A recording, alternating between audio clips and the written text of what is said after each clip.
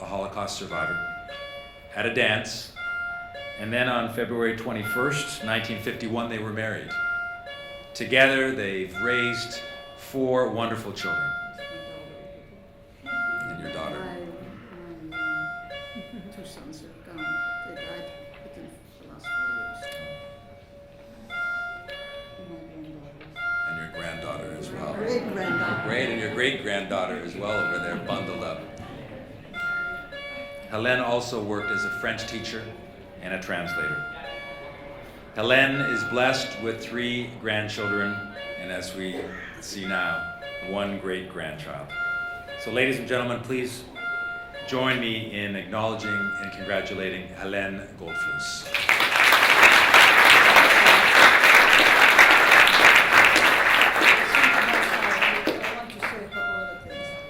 One of the people that saved my life, when I was about 11, we were in school, and it was a small town in the, I think a little bit south of Paris. I don't remember exactly where it was.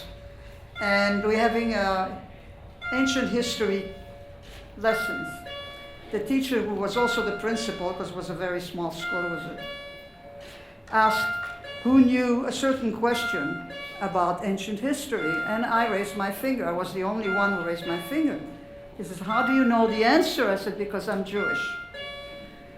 And at the recess, the principal said, "You better come into my office. I have to talk to you." Because a lot of children there, the parents were working with the Germans, we didn't know. He took me into his office. He says, "You know, you've just made our death warrant. We might all be killed the next time the Germans come by," because they came by twice a week, made us line up 2 in a row. To each child, who are you? What's your name? Where you were born? Where do you live?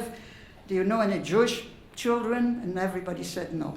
So that was the first time, the second time I was saved. The first time was in the convent because I refused to kneel because my father said Jews don't kneel. And we used to go to the synagogue at Paris every Saturday morning, and I was going to Hebrew school from the time I was 5 till about 7 or 8 until the war came along.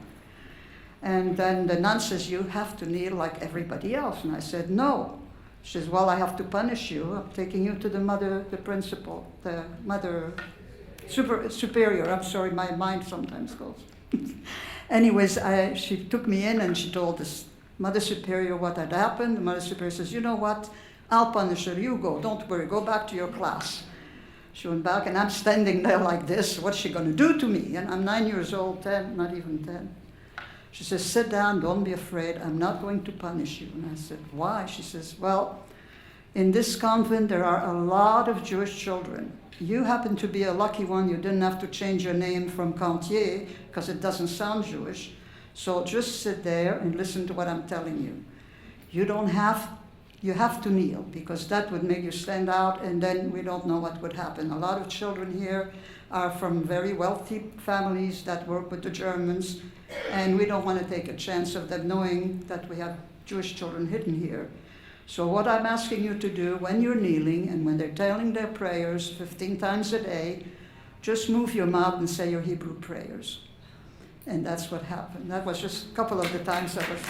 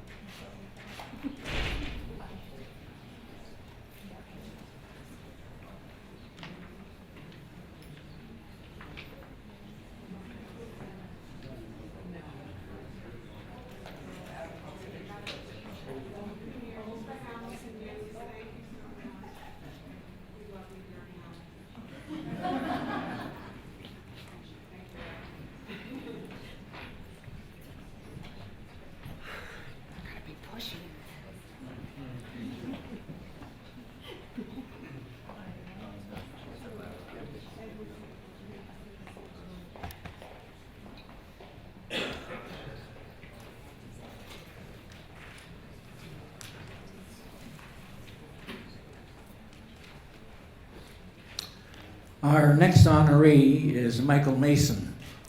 After the German army occupied Hungary in March of 1944, 16-year-old Miklos Friedman, along with other teenage Jewish boys, was ordered to report to the Hungarian army.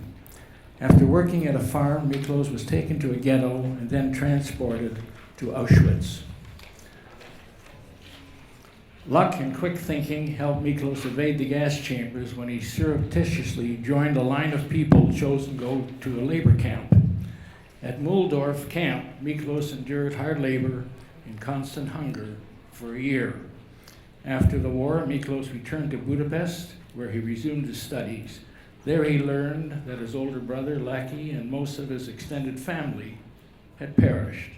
Miklos immigrated to Canada in January of 1949, settled in Hamilton, and changed his name to Michael Mason. After becoming a registered dental technician, he opened his own laboratory. He obtained his denturist license in 1973. Together with Ricky, whom he married, Michael had 4 children. After a very difficult period following the deaths of his son Andrew and wife Ricky, Michael found a way to move forward. He married Doreen, who encouraged him to write his memoir, which was published with the title, A Name Unbroken. Together, Michael and Doreen have 13 grandchildren. Ladies and gentlemen, Michael.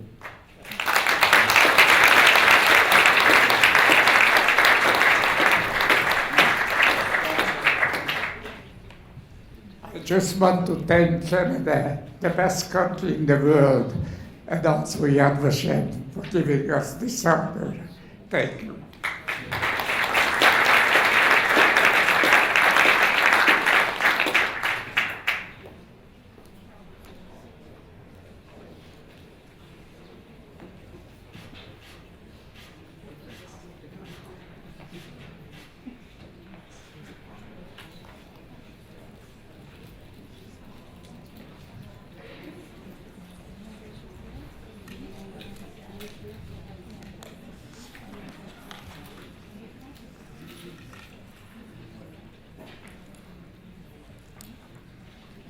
Our next honoree is Susanna Surmer.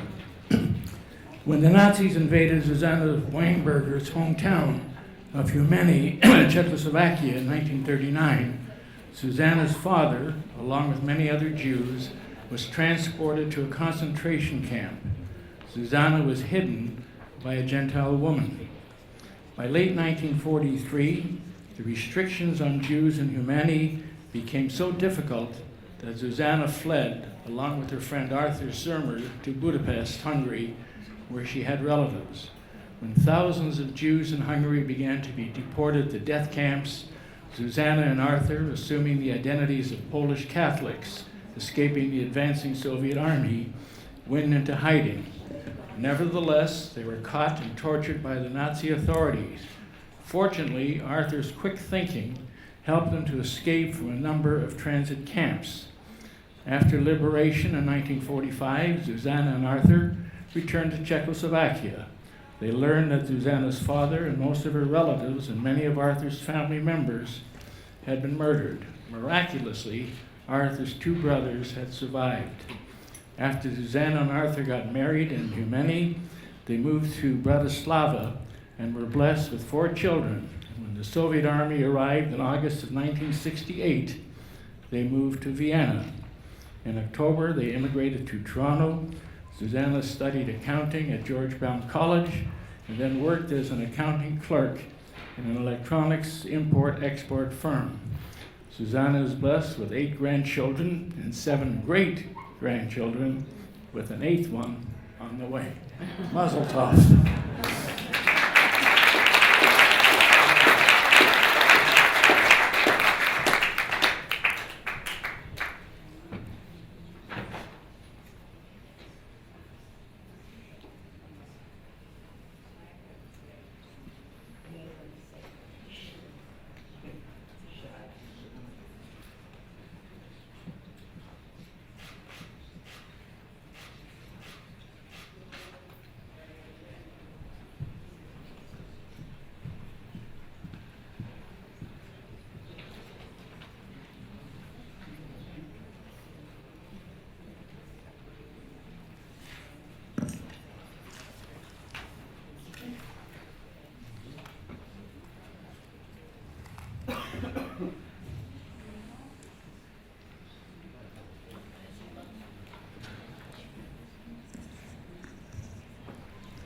Our next honorees are Adam and Rachel Steibel.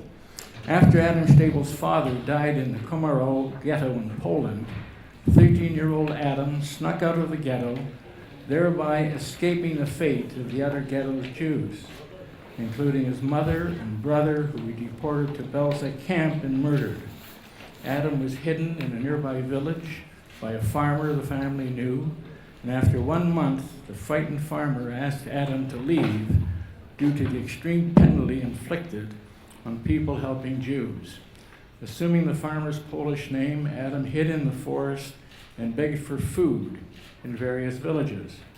Soon after her family's arrival in the Kolmioja ghetto in Poland, 6-year-old Rachel Milbauer was horrified when her grandparents and an uncle were shot. Living in crowded conditions, Rachel and her family walked around barefoot, slept on the floor, and were constantly hungry. Escaping from the ghetto, the family hid for almost 2 years in a cramped, dugout hole covered with straw in a barn. They had to remain silent much of the time to avoid detection by the children in the nearby farmhouse.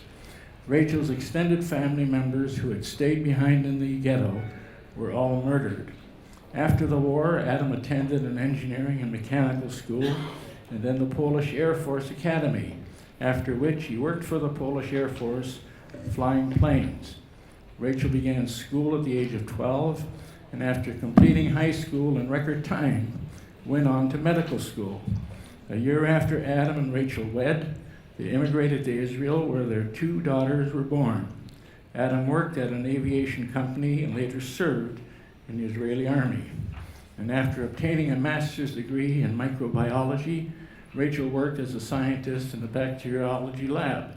After the family immigrated to Toronto, Adam opened his own auto repair business while Rachel worked as a research scientist in a lab. Rachel and Adam are blessed with 5 granddaughters and 3 great-grandchildren. Ladies and gentlemen, it's my pleasure to introduce these wonderful citizens of Ontario.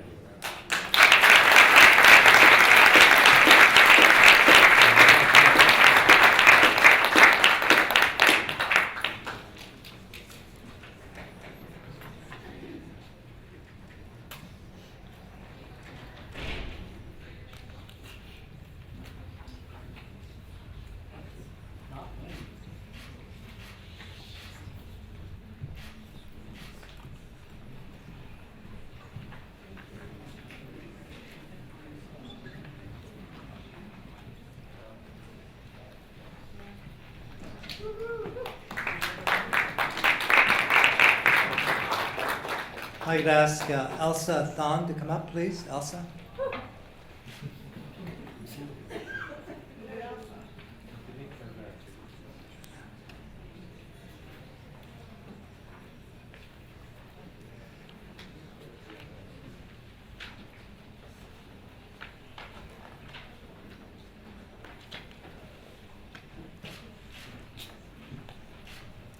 Balbina Sunelewicz grew up in a warm, caring, and cultured home in Poland. When the Nazis occupied Poland, Balbina's family were confined first to the Pruszkow ghetto and then transported to the Warsaw ghetto. There, Balbina witnessed Jews being indiscriminately beaten or shot and young children instantly orphaned, crying, hungry, and sick. Balbina joined the Dror Zionist youth group and went to work on a farm.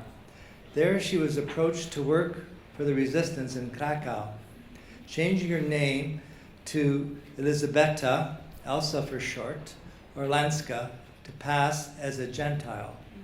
She lived alone in Krakow.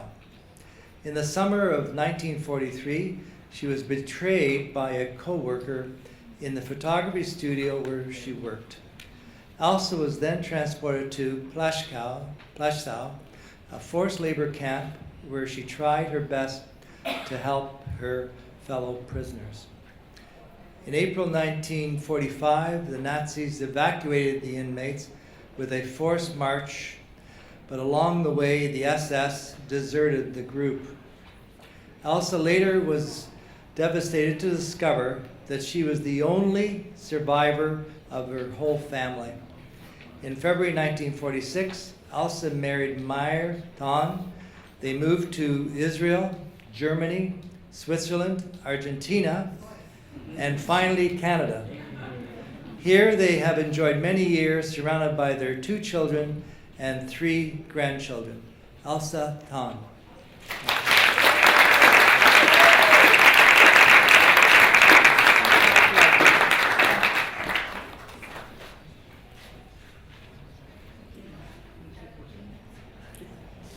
Let's get a picture.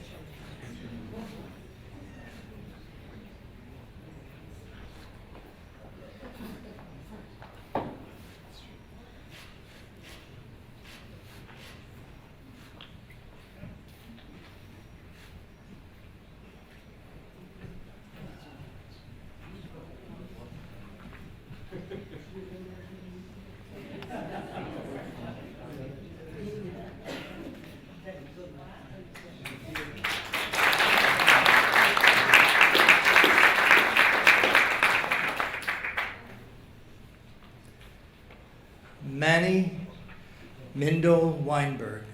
Manny, come up.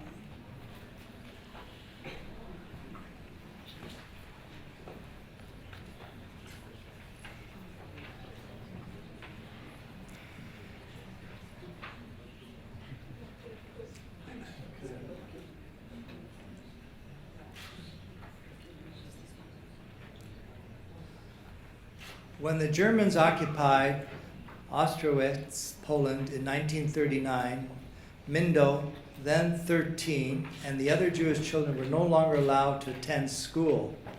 Mindo did various jobs as instructed by the Judenrat, the Jewish Council. In 1941, a ghetto was established in Ostrowitz for all the Jews, including Mindo and his family. Mindo was put to work in various factories, and Mindo's mother, her sister's husband, and 2 out of their 4 sons were sent to Treblinka, where they were all murdered. When Mindo was sent to a labor camp in Blishin, Poland, he worked long hours and fell ill with typhus. In 1944, Mindo was transported to a series of camps and then forced marched for about a month through Buchenberg upon liberation in 1945. Mindo then was sent to Fledfing displaced persons camp. In 1947, before leaving Germany for Canada, Mindo was elated to learn that his brother Yakov had survived the war.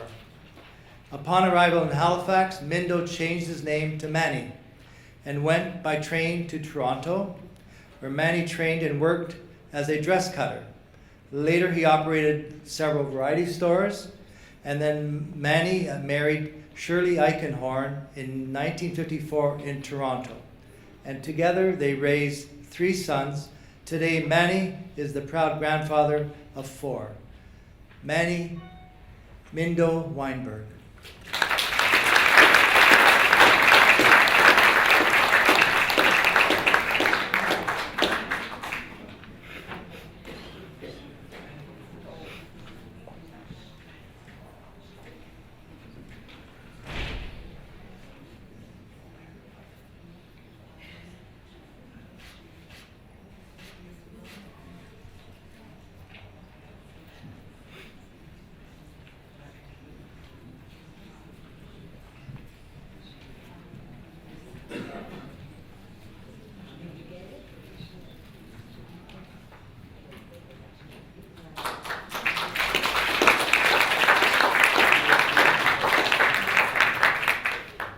Frida Weisfeld Peck.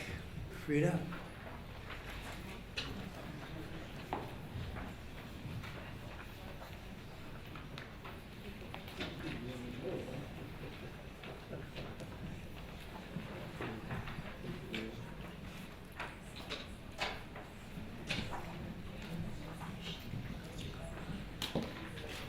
And great-granddaughter Alla Peck.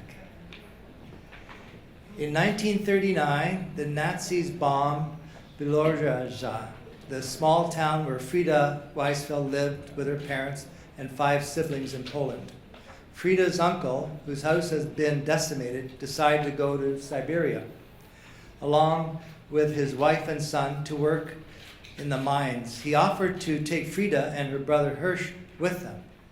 After 6 months away, Frida and Hirsch wanted to return to Poland. However, the Russians wouldn't allow them to leave Siberia.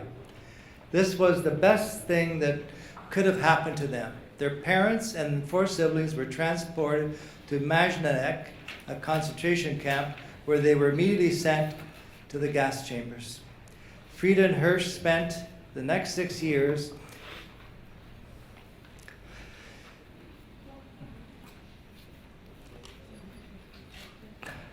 working in mines and camps.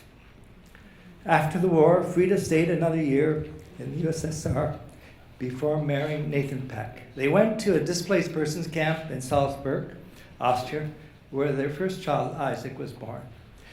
In 1948, they immigrated to Canada. Resettling in Toronto, Nathan eventually owned his own business, Quality Bakery.